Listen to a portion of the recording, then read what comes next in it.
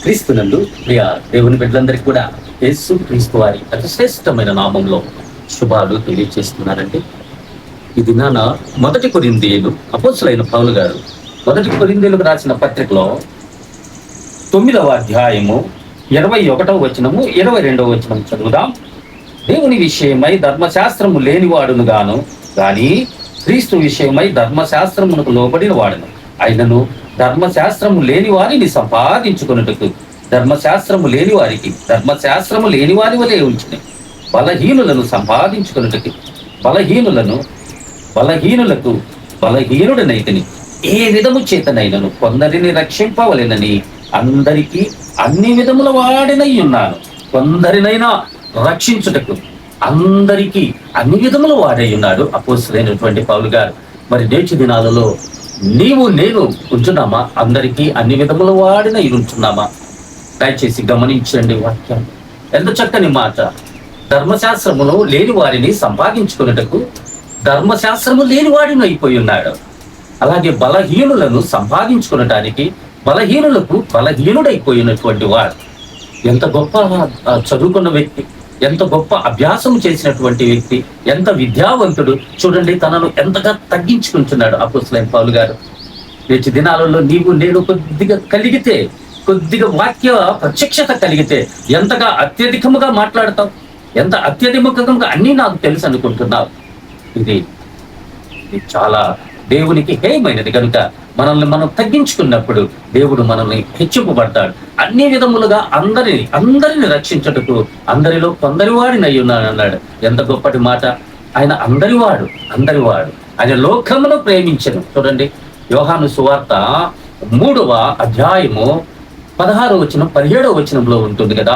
ఆయన లోకమును ఎంతో ప్రేమించను. లోకమును ప్రేమించాడు. నీ వారినే ప్రేమించలా, నీ బంధువులనే ప్రేమించలా, తన వారినే ప్రేమించలా, తను రక్షించబడిన వారినే ప్రేమించలా, తను రక్షించబడిన వారికే వాక్యం సువార్త చెప్పడానికి నిన్ను పిలవబడలేదు. What is your vision? నీ దర్శనం ఏమిటి? నీ గురి ఏమిటి? నీ లక్ష్యం ఏమిటి? ఏ దిక్కున ప్రయాణిస్తున్నావు? నీ ప్రయాణము సరి అయినదేనా? సరి చూసుకో. దేవుడు మాట్లాడుతూ ఉన్నాడు. ఈ దినాన ఏ దిక్కుగా నీవు ప్రయాణం చేస్తున్నావు? వాక్యానుసారమైనటువంటి జీవితాన్ని నీవు జీవిస్తున్నావా? లోకమును ప్రేమించు. లోకములో నుండి వారిని కొందరినైనా లాగాలి. అగ్నిలో నుంచి కొందరినైనా లాగబడినట్లుగా లాగి వారందరినీ దేవుని రాజ్యాన్ని కట్టేటువంటి స్థితిని కలిగించాలి. అందుకే లోకమును ప్రేమించాలి. లోకములోనికి తన కుమారుని పంపించింది లోకమును రక్షణ పొందుటికే కానీ లోకమునకు తీర్పు తీర్చుటకు లోకములోనికి ఆయనను తండ్రి పంపలేడు. అర్థమవుతుందండి వాక్యం. లోకమునకు తీర్పు తీర్చడానికి లోకములోనికి తన కుమారుని పంపలేదు. లోకమును రక్షించుటకు తన కుమారుడిని లోకములోనికి పంపాను. మరి రక్షించేటువంటి సువార్త బోధిస్తున్నావా? మరి రక్షించేటువంటి స్థితిని కలిగిస్తున్నావా? గలిలారా, మీరు ఎందుకు ఆకాశం వైపు తెరి చూస్తున్నారు? యేసు ఏ రీతిగా పరలోకమునకు వెళ్ళినో మరలా తిరిగి మీ మధ్యకే వచ్చును అని 1 అపోస్తలుల కార్య గ్రంథము 1వ అధ్యాయము 11వ వచనంలో రాయబడింది. ఏ రీతిగా ఆయన అవరోహణమైపోయినాడో అలాగునే ఆరోహణమైపోయినాడు. అలాగే మరలా తిరిగి అవరోహణం అవుతా ఉన్నాడు దేవుడు. మరలా అలాగునే వస్తాడు. ఎలాగూ వెళ్ళాడు అలాగే వస్తాడు. చూడండి, ఒక వ్యక్తి లండన్ వెళ్ళని, అమెరికా వెళ్ళని, లేదు ఏ దేశము అయినా వెళ్ళని, అమెరికా దేశం వెళ్ళని, లండన్ దేశం వెళ్ళని, ఏ దేశములకు వెళ్ళని, లేదు గుంటూరు వెళ్ళని, విజయవాడ వెళ్ళని, చెన్నై, బెంగళూరు వెళ్ళని, కానీ మరలా తిరిగి వస్తాడు. అంటే ఆయన సజీవుడు. ఆయన సర్వ శరీరులకు దేవుడు. ఆయన అందరికీ ప్రభు. ఆయన సర్వయుగములలో సజీవుడు. కనుక ఆయన తిరిగి రావటం తథ్యం. ఆయన రాకడ సమీపముగానున్నది. మనం ఎందుకు జీవిస్తున్నాం? ఎందుకు ముందుకు కొనసాగుతున్నాం? ఎందుకు? నీ విషయం ఏంటి? నీ పిలుపేంటి? నీ గురి ఏంటి? దర్శించినటువంటి దర్శనాన్ని బట్టి, నీ కలిగినటువంటి ఆధిక్యతను బట్టి అనేక మందిని రక్షించి ముందుకు కొనసాగుతావా? నీ సహోదరుడా, ఆలకించు, సౌమ్యంతో ఆలోచించు.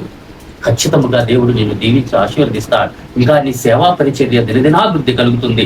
తనను తాను తగ్గించుకునేవాడు. నీవు తీర్పు తీర్చడానికి నిన్ను పిలవబడలేదు. అనేకులకు ఆశీర్వదించడానికి వరుసలుగా పిలవబడినటువంటి వారు కీడుకు ప్రతి కీడు చేయక దూషణకు ప్రతి దూషణ చేయటానికి నిన్ను పిలవలేదు. నీవు ఆశీర్వాదానికి వారసురాలివి.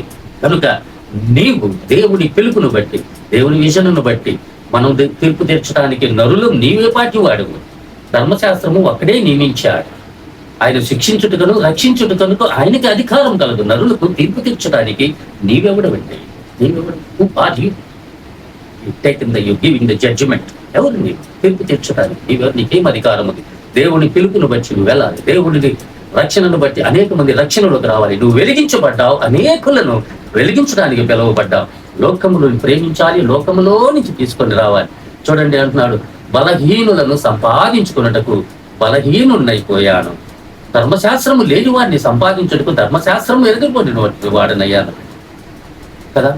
గమలీయేలు పాదముల దగ్గర ధర్మశాస్త్రం ఎరిగినటువంటి వాడు, ధర్మశాస్త్రమునకు నిష్ఠా ప్రతిష్ఠుడై స్థాపించబడినటువంటి వాడు. ధర్మశాస్త్రము ఎరుగని వాడిని అయి ఉన్నాను, అన్నీ తెలిసిండి ఏమీ ఎరుగని వాడిని అయి ఉన్నాను అంటున్నాడు. ఎంత తగ్గింపుతనం!